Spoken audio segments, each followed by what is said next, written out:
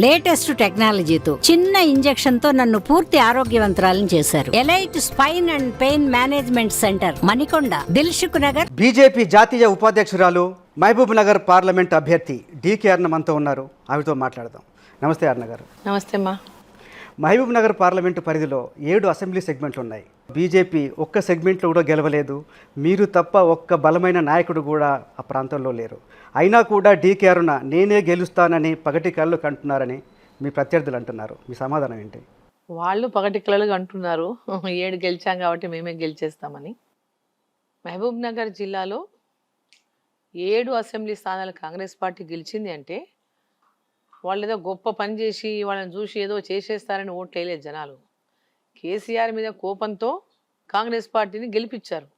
ఆడ నిలబడి గెలిచిన ఎమ్మెల్యేలు ఎవరు కూడా ప్రజల లోపల పెద్ద ఎత్తున సర్వీస్ చేసి వాళ్ళకి సేవ చేసి ప్రజలతో పెద్ద అనుబంధం ఉండి వాళ్ళు ఈయననే ఉండాలా ఎమ్మెల్యేగా అని చెప్పి ఓట్లు వేస్తే గెలిచిన వాళ్ళు కాదు. కానీ కేసీఆర్ కోపంతో కాంగ్రెస్ కేసారు, మీకెందుకు వేయలేదు? భారతీయ జనతా పార్టీ మీద కొంత అంటే పబ్లిసిటీ ఏం చేస్తారంటే బీజేపీ బీఆర్ఎస్ ఒకటని ఒక పబ్లిసిటీ, కాంగ్రెస్ పార్టీ 6 గ్యారెంటీలు అని ఒకటి ఇచ్చింది. ఆ 6 గ్యారెంటీలు పెద్ద ఎత్తున ప్రభావితం చేశాయి. కేసీఆర్ చాలా పెద్ద ఎత్తున మోసం చేశాడు. కాంగ్రెస్ 6 గ్యారెంటీలు అంటుంది అవి ఇస్తదేమో అనేటటువంటి ఆశతో ఈ మాట నమ్మలేదా? మీరు ఇచ్చిన హామీలు నమ్మలేదా? నమ్మలేదు. ఎందుకంటే ప్రజలంతా కూడా ఏంటంటే వీళ్ళు ఇచ్చినటువంటి హామీలు చాలా అట్రాక్టివ్గా ఉన్నాయి. అట్రాక్టివ్గా ఉండే వరకు దానికి అట్రాక్ట్ అయినారు. అట్రాక్ట్ అయిపోయి కాంగ్రెస్ పార్టీకి ఓటేసినారు. సో కాంగ్రెస్ పార్టీకి ఓటేసి వాళ్ళు డిసైడ్ అప్పుడే ఈ ఓటు స్టేట్ కోసం, ఈ ఓటు కాంగ్రెస్కి, రేపు మటుకు మోదీకి అనేటటువంటి అప్పుడే డిసైడ్ అయిపోయారు. నెక్స్ట్ వచ్చే పెద్ద ఎలక్షన్లో మటుకు మేము భారతీయ జనతా పార్టీకి ఇస్తామంటారు. లాస్ట్ ఎన్నికల్లో బీఆర్ఎస్ 7కి 7 అసెంబ్లీ సీట్లు గెలుచుకుంది. ఆ నెక్స్ట్ ఎన్నికల్లో బీఆర్ఎస్ అభ్యర్థి మన్నె శ్రీనివాస్ రెడ్డి గెలిచాడు.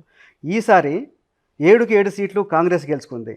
అందుకని కాంగ్రెస్ అభ్యర్థి వంశీచంద్రుడు గెలుస్తాడని కొంతమంది విశ్లేషకులు అంటున్నారు. దాన్ని ఎట్లా కాదంటారు? ఎట్టి పరిస్థితిలో గెలవడు ఆయన. ఎట్టి పరిస్థితిలో కాంగ్రెస్ పార్టీ గెలిచే ప్రశ్నే లేదు. ఎందుకంటే లాస్ట్ టైం కూడా నేను 15 డేస్, హార్డ్లీ 15 డేస్, నేను 2019లో బీజేపీలోకి వెళ్ళాను కాంగ్రెస్ పార్టీని వదిలేసి.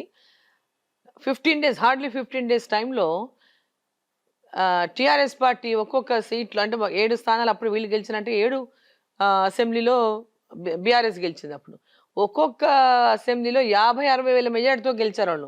వీళ్ళు గెలిచిన మెజార్టీ 700, 800, 2000, 3000, 5000, 6000. వాళ్ళు ఒక్కొక్క ఎలక్షన్లో ఒక్కొక్క అసెంబ్లీ 50,000, 60,000తో గెలిచారు. అప్పుడు అయినప్పటికీ కూడా తక్కువ ఓటుతో ఓడిపోయాను నేను. ఒక్కొక్క కాన్స్టిట్యున్సీలో 5,000 ఓటు తీసుకుని ఉంటే నేను విజయం సాధించుండే దాన్ని. సో తక్కువ సమయం కావడం, సో నా సింబల్ కూడా అప్పుడు అంటే మోదీ గారి ఒక అంటే నేషనల్ లెవెల్లో వారు చేస్తున్నటువంటి అభివృద్ధి విషయంలో కూడా అప్పుడు గ్రామీణ స్థాయిలోకి ఇంకా చేరలేకపోయింది భారతీయ జనతా పార్టీ. గ్రామీణ స్థాయిలో, రూరల్ స్థాయిలోకి మోదీ గారి యొక్క డెవలప్మెంట్స్ కానీ, మోదీ గారి యొక్క పథకాలు కానీ గ్రామీణ స్థాయికి అప్పుడు ఇంకా ఎవరు తీసుకుపోనటువంటి పరిస్థితి.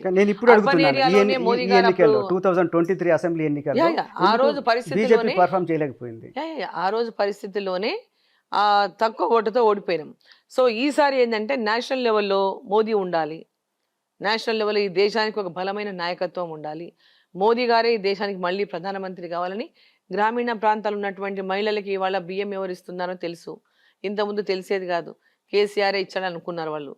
సో అదేవిధంగా గ్రామాల అభివృద్ధి కానీ, మహిళలకు ఉచిత ఉజ్వల గ్యాస్ కనెక్షన్లు కానీ, ఇవన్నీ మీకు మరి అసెంబ్లీ ఎన్నికల్లో ఉపయోగపడలేదు కదా? అసెంబ్లీ ఎన్నికల్లో ప్రచారం తీసుకెళ్ళగలి కానీ క్షేత్రస్థాయి వాళ్ళకి రీచ్ కాలేకపోయినాం అన్ని చోట్ల.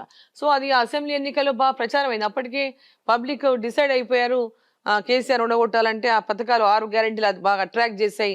సో ఆ వైపు మళ్ళారు. ఇప్పుడేమో దేశంలో మోదీ గారు ఉండాలి, పేదవాళ్ళంతా మాకు బియ్యం ఇచ్చిండు, మాకు రైతు సమ్మాన్ నిధి ఇచ్చిండు, సో ఇవన్నీ చేసిండు, మాకు గ్యాస్ కనెక్షన్ ఉచితంగా ఇచ్చిండు, మాకు అంగన్వాడీలో భోజనం పెడుతున్నాడు, గ్రామాభివృద్ధి జరుగుతుంది. సో అనేక రకాల పథకాలన్నిటి వాళ్ళకి అవేర్నెస్ వచ్చింది. ఈసారి డెఫినెట్ గా పోయింది, పబ్లిక్ రీచ్ అయింది.